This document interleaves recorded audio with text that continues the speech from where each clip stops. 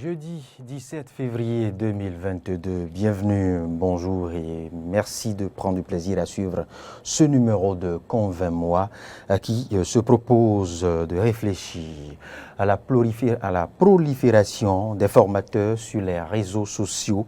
Devrons-nous nous y fier ou nous en méfier ? Justement, c'est l'interrogation principale à décortiquer par nos deux invités que sont bien évidemment Serge Defodji. Il est spécialiste des questions de jeunesse et de développement. Serge, bonjour. Bonjour monsieur le journaliste. Et face à vous, Fréjus Atinoglou, il est juriste et défenseur des droits humains. Bonjour Fréjus. Bonjour monsieur le journaliste. Et merci d'avoir fait le déplacement. C'est un plaisir. C'est pour la toute première fois que vous goûtez à nos tribunes. Oui, c'est ça. Alors, vous l'aurez constaté ces dernières années sur les réseaux sociaux, l'émergence de nouveaux sachants, de nouveaux registres, de nouvelles corporations, des enseignants, des formateurs, des guides, des coachs matrimoniaux. Il y en a, je dirais, dans tous les volets, tous les registres d'activité. Et oui, et il propose ces formateurs, ces sachants précoces ou instantanés, propose des formations rémunérées, des formations même sanctionnées par des attestations. Lesquelles attestations servent à quoi? La question reste toujours posée. Fréjus Atinoglou, il me plaît de démarrer avec vous. Qui sont-ils, ces formateurs? La question reste posée. La question reste posée parce qu'aujourd'hui, on se demande, mais ils viennent d'où? Parce que quand on voit le phénomène de cette manière, on doit se poser deux questions. Quelle est la qualité de ces personnes-là qui veulent donner une formation? Et quel est le contenu de leur formation? La qualité, il ne s'agit pas de regarder ce que la personne veut qu'on voit. Il s'agit de voir, est-ce que cette personne-là a une expérience dans le domaine? Cette personne-là a reçu une formation dans ce domaine-là. Est-ce que cette personne-là a connu des réussites dans ce domaine? Quand on revient sur le contenu... Le profil de ces enseignants des réseaux sociaux. Voilà. Et je disais qu'il ne faut pas juste regarder, parce que ces enseignants des réseaux sociaux aiment miroiter ce qu'ils ne sont pas en réalité. Et vous, innocents que nous sommes, on voit, mais voilà, celui-là, dans son couple, tout va bien, il est marié depuis 30 ans, tout marche bien. Est-ce qu'en réalité, c'est ça? Est-ce que la réalité des choses, c'est ça? Quand on vient sur le contenu, on va se demander, mais quelle est l'expertise de ce contenu-là? Est-ce que le contenu qui veut enseigner à ces internautes-là, est-ce que ce contenu-là a reçu une certification? Il ne s'agit pas de venir devant les gens et dérouler de n'importe quoi. Parce que moi, je n'ai jamais été à ces formations, mais lorsqu'on n'a pas une assurance sur la certification du contenu, tout peut se dire. Ce qui n'est pas peut devenir ce qui est. Et là, c'est dangereux pour la connaissance de ceux-là qui vont suivre ces formations-là. Tout à l'heure, vous avez parlé d'attestation. C'est totalement grave si ces personnes-là vont jusqu'à délivrer des attestations. Parce qu'aujourd'hui, c'est réglementé. Lorsque vous devez donner une formation attestée, soit vous êtes une ONG, soit vous êtes un centre de formation bien enregistré. Et lorsque vous allez accomplir les formalités d'enregistrement et vous mettez... une structure reconnue par quand vous mettez l'État. dans vos missions que vous formez des gens, c'est toute une procédure. Donc l'État doit vous reconnaître la qualité d'une association, d'une ONG, d'une structure qui peut former des gens. Mais lorsque c'est à titre volontaire, intuitif personnel que vous levez pour aller donner une formation, c'est également une autre procédure. Il faut aller au ministère de l'Enseignement pour pouvoir déposer des dossiers. Et c'est une procédure qui suit. On voit si vous avez la qualité pour donner le type de formation que vous voulez donner. Il ne s'agit pas de dire, bon voilà, j'ai un agrément pour donner une formation sur comment devenir riche. Et vous venez sur les réseaux sociaux et dites, mais voilà, je veux vous former sur comment créer une entreprise. C'est totalement illégal.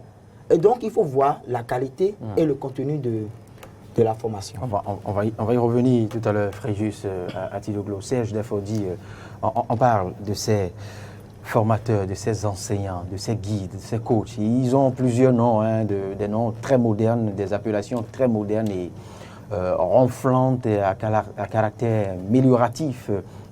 Rien qu'à se fier au concept de nos jours, on en connaît. Je ne sais pas si vous avez eu, puisque vous êtes féru des formations, vous avez eu le temps de suivre de ces formations en ligne ou dans les centres de formation de la place, dans les hôtels et autres, lesquelles formations sont très, très, très onéreuses. Déjà, il faut dire que je me suis jamais intéressé à de pareilles formations parce que je me pose les questions que vous venez d'énumérer par ici. Donc, à partir du moment où je n'ai pas des réponses concrètes à ces interrogations, à ces inquiétudes, je me retiens tout simplement. La chose, ça dépend aussi des objectifs de chacun. Moi, ma lecture, j'ai constaté, comme vous, qu'il y a beaucoup trop de coachs, pseudo-coachs, qui annoncent des formations tous azimuts sur les réseaux sociaux. Non, la plupart du temps, les modules annoncés sont très intéressants. Bien formulés, réfléchis. Justement, c'est là se trouve même le piège. C'est ça qui m'embête, moi, personnellement. Il faut dire que vous voulez faire une formation et on annonce à grand pont médiatique. C'est-à-dire, on te vend tellement la formation que tu te dis, si jamais tu participes à cette formation, ta vie va changer pour toujours. Et qui ne voudra pas voir sa vie changer. On te miroite une vie, ce n'est même pas miroiter forcément une vie, on te vend une vie que tu n'auras jamais. Maintenant, à côté de ça, il y a d'autres personnes. Non, mais il y a le coach qui te démontre qu'il a pris par là, qu'il a eu à suivre aussi de ses formations d'un autre coach. Le coach en réalité n'est pas un exemple. Il y a beaucoup de coachs aujourd'hui qui forment, qui donnent des on viendra tout à l'heure à la moralité. Qui donnent des cours pour l'auto-emploi, mais qui n'ont pas une seule entreprise dans la vie réelle. Et qui continuent de couper sous le poids de la galère. De montrer, il y a des professeurs, peut-être même les professeurs d'université qui enseignent l'entrepreneuriat, mais qui n'ont pas une entreprise. Mais on ne parle pas de ce cas-là. Parce que c'est des gens qui se sont formés dans ce domaine. On peut comprendre cela. Ils ont des qualificatifs pour aller donner le cours. Mais on est en train de parler des jeunes qui sortent de nulle part et qui viennent dire « je suis expert en création de projets aussi ». Et puis voilà, paf, tout le monde rue vers lui pour se faire former. Et à la fin, ils ne sont jamais satisfaits.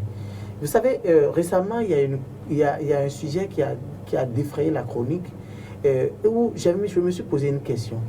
Loin de vouloir prendre une position pour quelqu'un, pour X, Y, quelque chose a retenu mon attention. J'ai dit, parmi tous ceux qui témoignaient sur les réseaux sociaux, personne, aucun bénéficiaire n'est allé dire, moi, grâce à cette formation, à cette fameuse formation, je suis à tel niveau de vie sociale. Autrement dit, grâce à cette formation, aujourd'hui, j'arrive à me nourrir, j'arrive à nourrir ma famille, j'arrive à faire telle réaction. Il n'y a eu aucun témoignage concernant. Ils vous diront que c'est parce que vous ne vous y rendez pas. Je parle des témoignages. J'ai parlé d'un sujet. Ils en ont et ils diffusent. Ils diffusent sur leur page. Je ne parle pas de ceux-là spécifiquement. Je ne parle pas des formateurs eux-mêmes en question.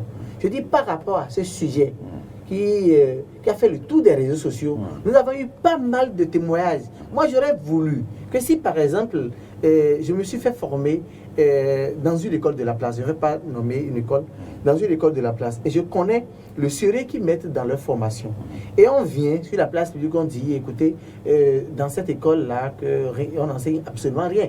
Moi, en tant qu'étudiant de cette école, et je sais à peu près ce qu'ils m'ont donné comme formation, je peux monter au créneau pour dire, écoutez, vous pouvez tout dire, mais cette école ne fait pas ci. Ou grâce à cette école, j'ai quand même acquis telle connaissance. Donc pour moi, c'est un truc naturel, ce ne serait pas suscité. C'est pas dire, si le formateur même peut payer des gens pour leur dire, bon, venez témoigner que votre vie a changé à travers ça. J'ai dit, c'est un premier constat que j'ai fait. Le deuxième constat que j'ai fait, c'est quoi? C'est qu'il y a ce que l'on appelle le management des risques au sein d'une entreprise, la gestion des risques au sein d'une entreprise. C'est quoi la gestion des risques? Il faut, en fait, par rapport à vos objectifs, définir toutes les stratégies et voir, comment on appelle, calculer le risque aussi de concurrence.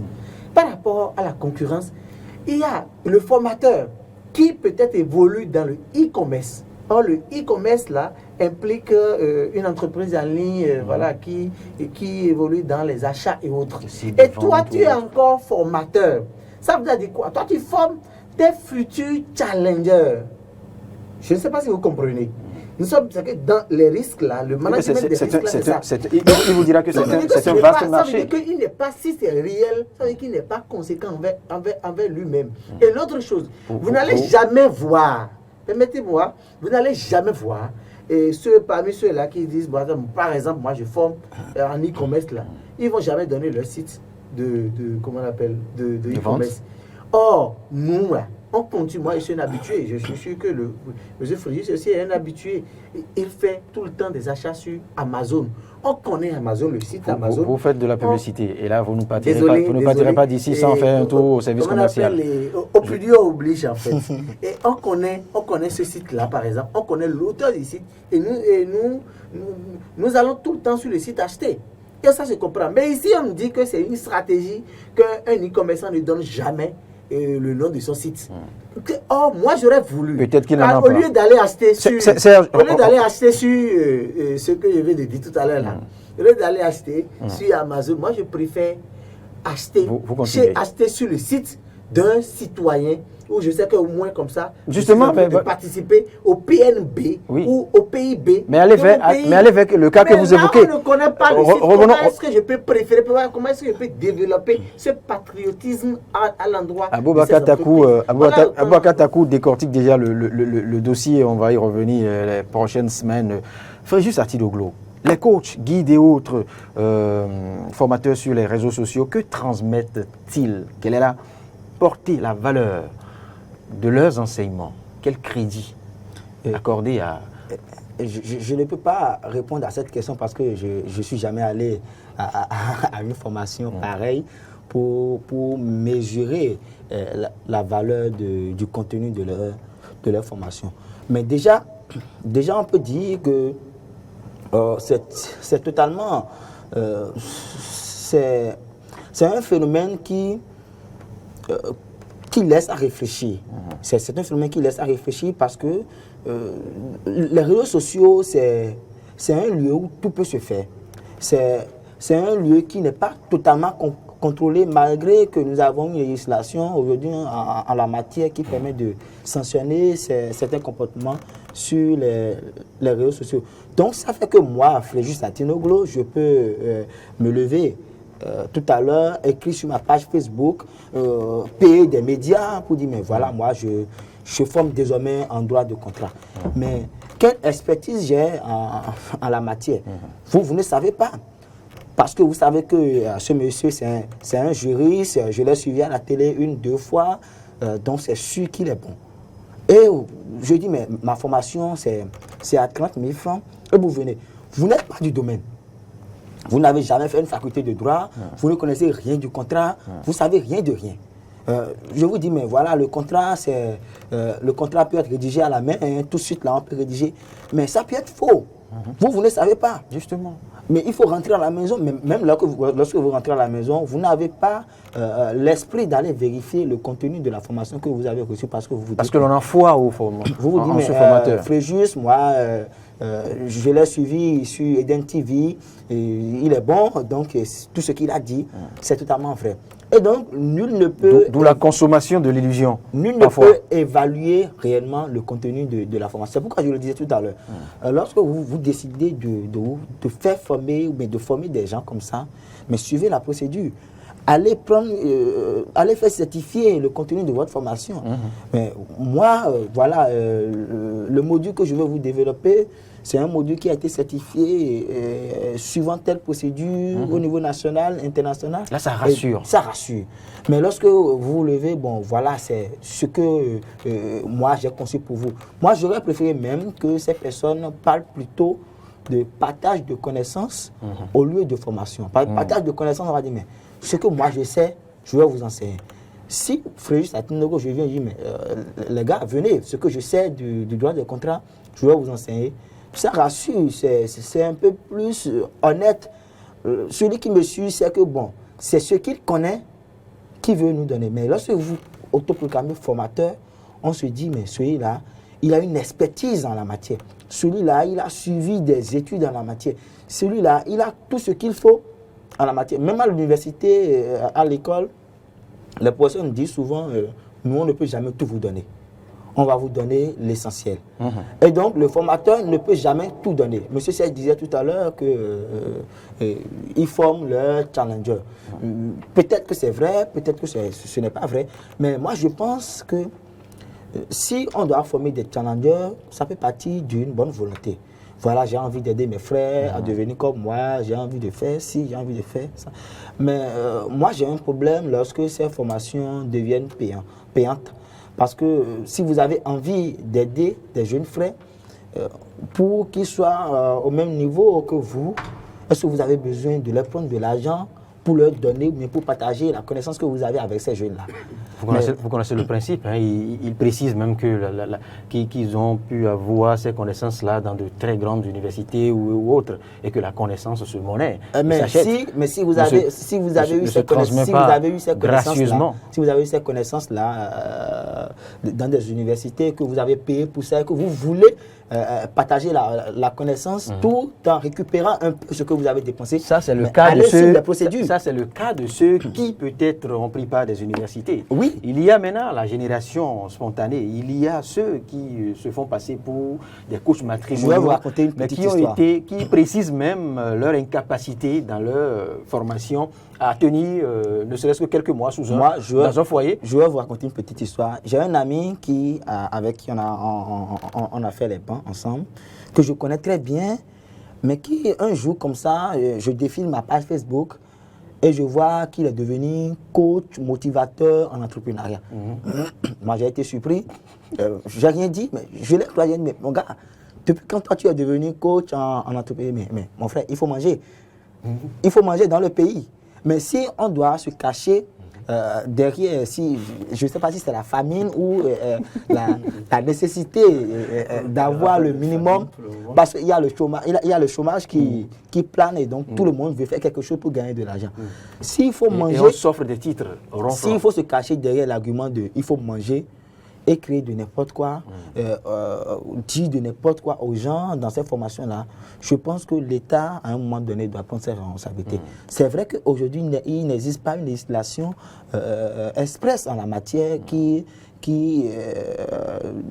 est prévue ces genres de formation, mais à un moment donné, il faut que l'État puisse prendre ses responsabilités, que les législateurs prennent leurs responsabilités pour pouvoir encadrer.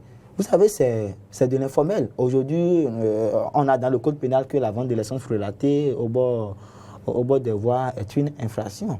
Mais on voit tout le temps les bonnes dames vendre de l'essence frelatée. Et donc, c'est peut-être de l'informel qui donne peut-être également à manger à l'État.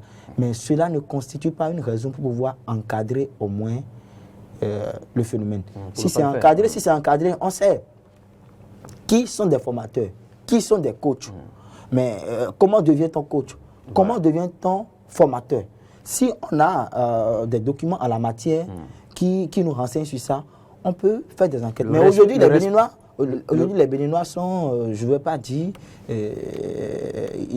ignorants, mais ne cherchent pas, ne font pas des enquêtes avant de croire. Nous avons une facilité à croire à tout. À cause des publicités mensongères. Nous avons une facilité à croire à tout. Et comme M. Sey le disait, à quoi ça sert de faire une médiatisation autour d'une formation si ce n'est pas pour avoir des gains? Mais si la formation c'est pour avoir des gains, je pense que la base est faussée. La base est faussée. Si vous, en tant que formateur, vous n'avez pas une expertise en la matière, vous décidez, on ne peut pas interdire aux gens de partager leurs connaissances avec des jeunes. Moi, il arrive, on m'appelle des ONG. Moi, je n'ai jamais dit que je suis formateur quelque part. Des ONG m'appellent, mais frère, juste on sait que tu as des connaissances en droits humains. Voilà, comment il faut saisir la cour constitutionnelle, par exemple. Viens nous enseigner ça. Mais c'est parce que moi, j'ai une expérience en la matière. Mais quand je vais là-bas, je ne parle pas de formation.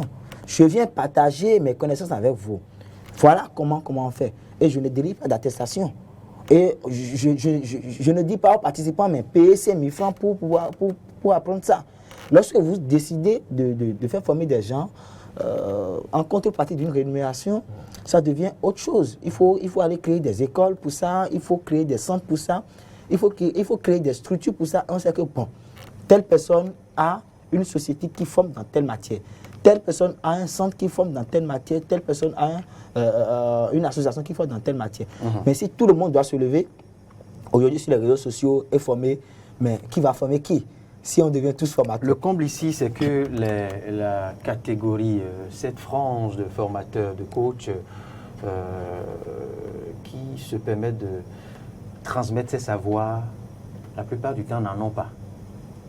Vous savez, et l'on a tendance à croire que c'est l'incapacité peut-être à décrocher un emploi fiable, l'incapacité à tenir sous un foyer, l'incapacité à s'occuper en temps réel, l'incapacité à arrondir les fins de mois qui est converti maintenant sous le vocal de coach, guide, gourou et tout ce à quoi nous assistons. Cela ne voudra pas dire qu'il n'y a pas de coach fiable. On a vu les Patrick Poyon, Ouedraogo et autres. Oui, il y a des coachs. Mais de là à subir la prolifération des coachs, là, la question reste posée. Là, justement, la question reste posée. C'est vrai, dans le milieu, il y a des gens qui ont l'expertise, qui ont toutes les qualifications possibles pour faire ce qu'ils sont en train de faire. Mais ceux-là sont moins dans les flaflas que les jeunes d'aujourd'hui. On comprend clairement. Moi, je continue par dire que ce qui fait que je trouve très peu sérieux ce type de formation, c'est quoi? Il est rare de voir un entrepreneur qui lui-même là cherche à créer ses propres concurrents. Ce n'est pas possible.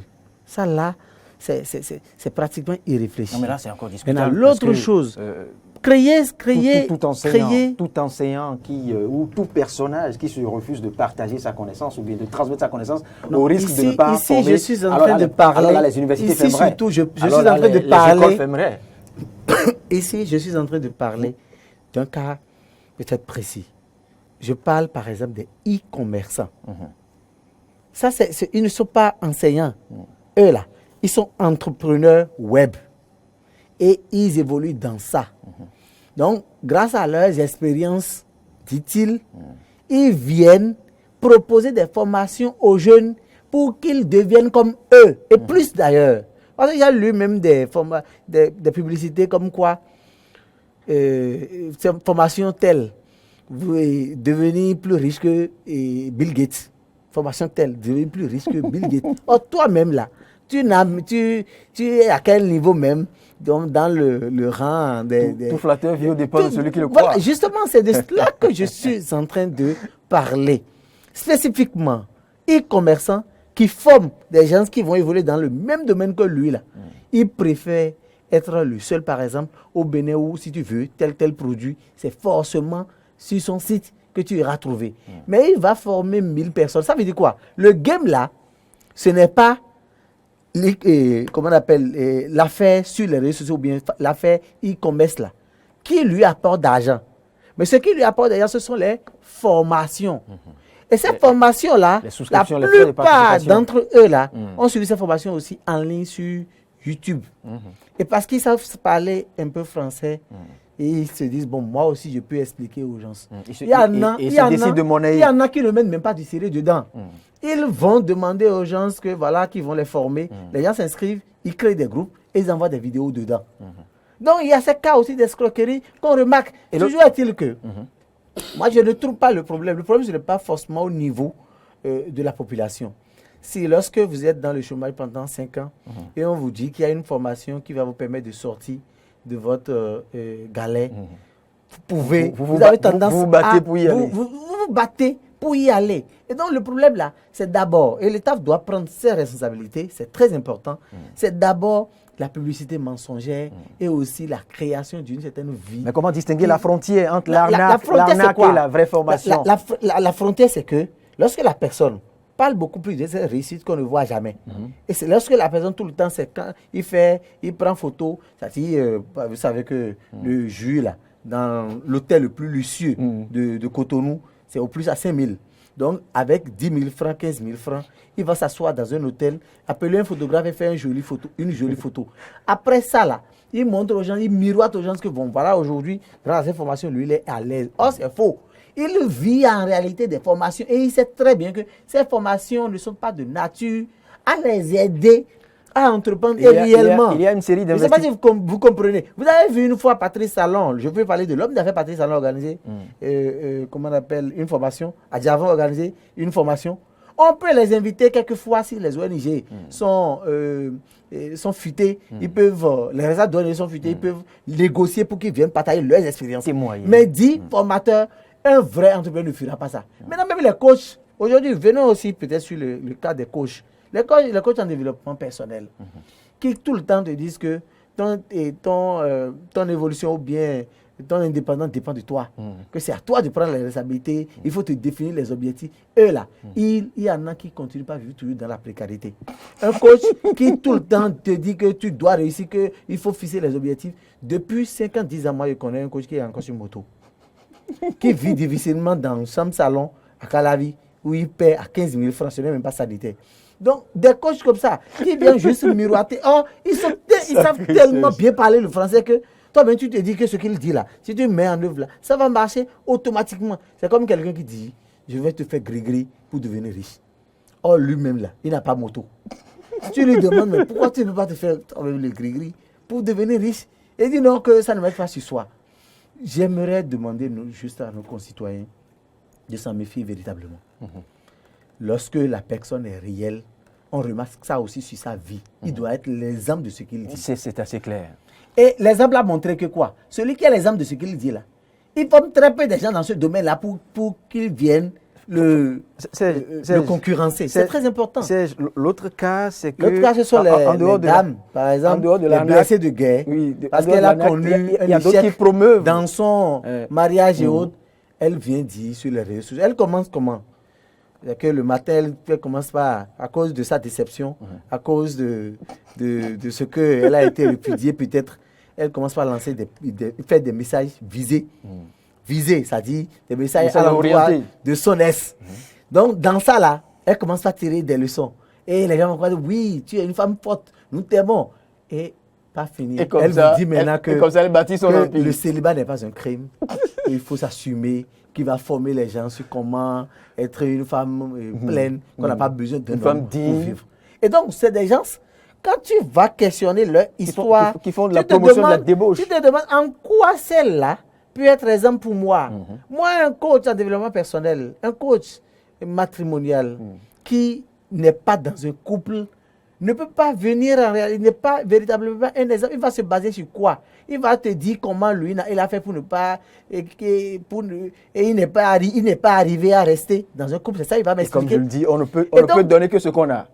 Et donc, il faudra clairement que l'État puisse mettre des paramètres sur place, de sorte que, avant que quelqu'un ne publie même des spots publiés, parce que les télévisions le font, par exemple. N'importe qui ne peut pas venir, je sais qu'on peut, c'est entre griffes, si n'importe qui veut venir, avec s'il a son pognon. Négatif. Mais de toutes les manières, je sais que dans les télévisions... Faites l'exemple de dans les télévisions... On ne promeut pas la bêtise. Ils font de sorte pour ne pas... non mais ceci, je dis ça, ici, les services, ça fait publicité sur des médias. Et donc, vous comprenez un peu ce que je veux dire. Oui, parce qu'au départ, personne ne pouvait imaginer que c'était un empire d'arnaque. Personne ne l'avait imaginé. Parce qu'ils ont tous leurs papiers et tout. Voilà. Donc, il faut véritablement s'en méfier. Ce sont des vendeurs d'illusions. Ceux surtout qui font tout pour montrer que voilà, ils mènent une bonne vie. Ils vont louer hôtel pour dire que c'est chez eux. Ceux-là, surtout là. Lorsqu'ils lancent une formation, il faut prendre ça. Toujours est-il que je vais encore répéter. c'est très rare que vous allez voir quelqu'un, un entrepreneur qui forme des gens qui vont être ses potentiels concurrents. C'est pas possible. Dans le management des risques, forme pour libérer, on forme pour transmettre, mais pas dans l'optique aucun expert en gestion de risque dans une entreprise va demander à l'entreprise, même si c'est un produit de l'entreprise. Un produit, je veux parler de quoi? C'est un produit de l'entreprise qui consiste à former, c'est-à-dire la formation peut être aussi un produit d'une entreprise. Donc, même si c'est un produit de l'entreprise, un bon expert te dira, merci, Serge, ce produit-là ne va pas arranger votre entreprise. Merci, parce que Serge. si vous continuez, la concurrence sera tellement grande que vous ne serez plus en mesure de pouvoir la maîtriser.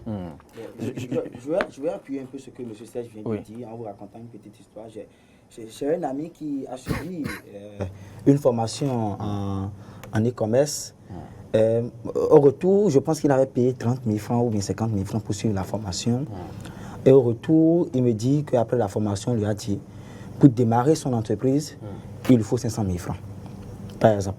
Alors qu'avant la formation, on lui a dit, mais si tu paies les 50 000 francs, on te donne tout ce qu'il faut, et toi-même, tu vas démarrer. À partir du mois prochain, tu vas démarrer. Tu vas faire ci. Et le gars, il va suivre la formation 2 jours, 3 jours.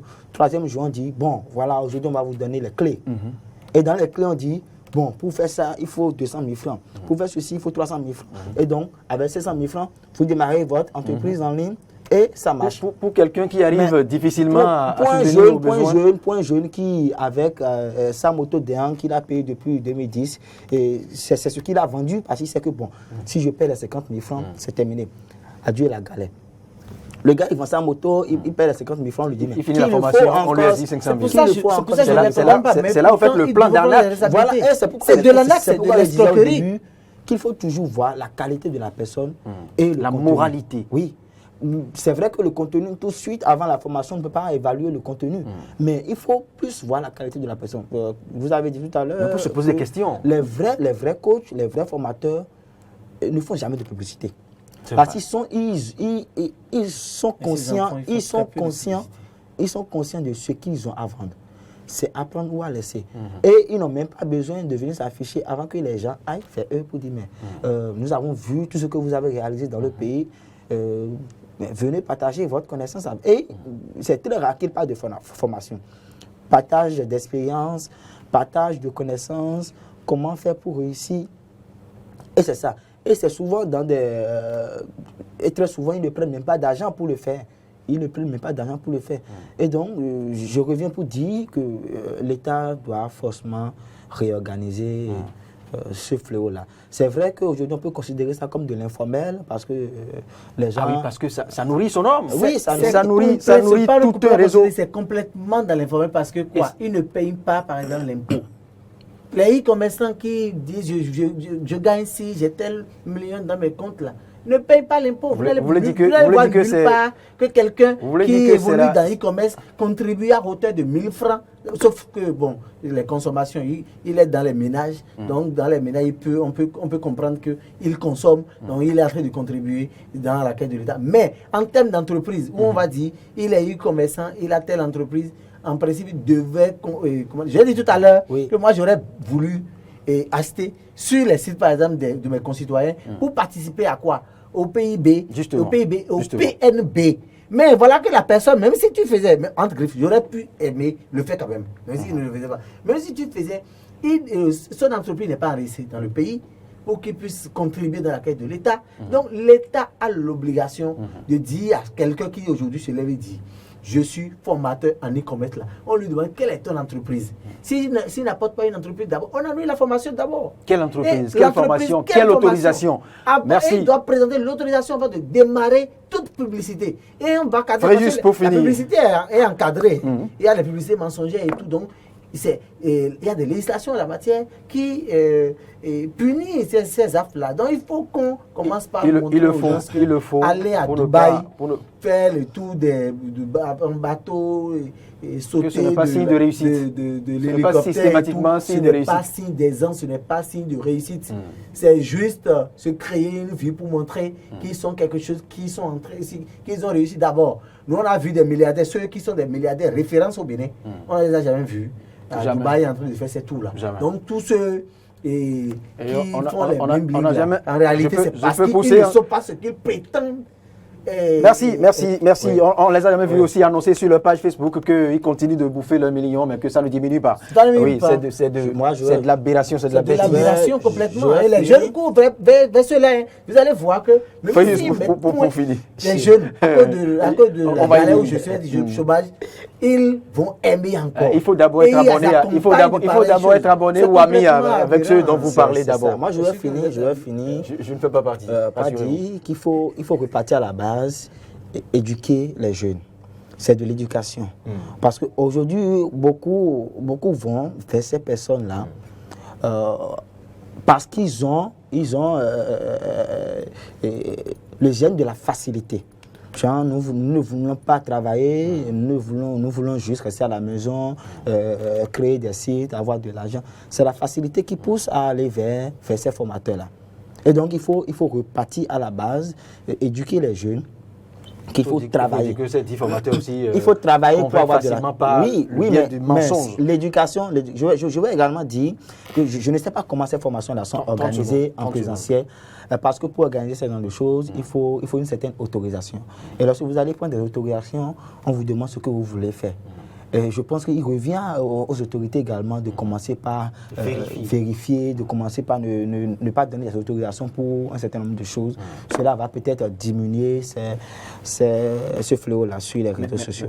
Merci. Cela permettra à tout un chacun, bien évidemment, et à l'État aussi de maîtriser ces générations spontanées de formateurs, de coachs et autres qui arnaquent littéralement la jeune génération. Merci Serge Deforgy, merci Fréjus Atiloglo pour ce bon moment d'échange.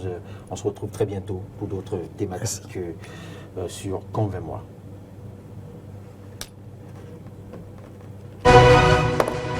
Di malam ini ada minum burger.